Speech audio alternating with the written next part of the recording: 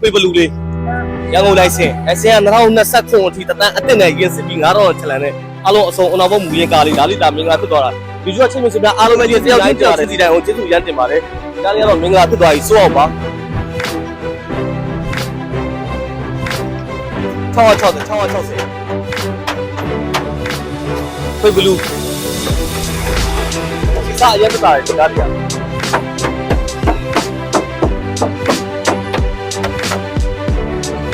ဒီလေ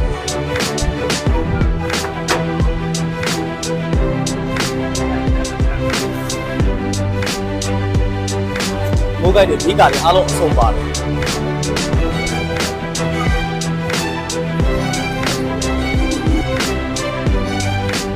စီပါဝါအဆုံး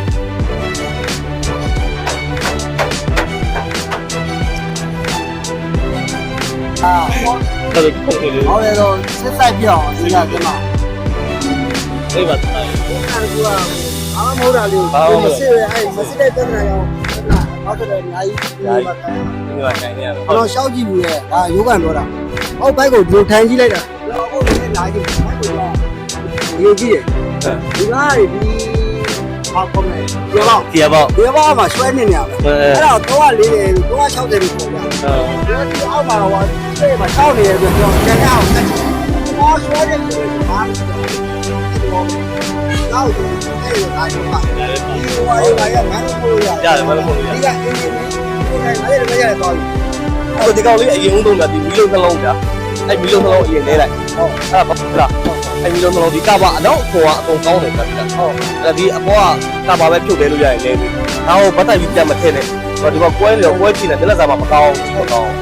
အဲ့ဒါလေးကိုဒီလုံးလုံးပေါ့ဗျာရရဲ့ဒီလုံးနှလုံးတော့ပတ်သက်ပြီးတော့မရဘူးလေဒီပိုင်းကတော့ဘုမကွဲနေကွဲတော့ပြီးတော့ချက်အဲ့ဒီဒီလိုပါလေဟုတ်တယ်ပါဒီလို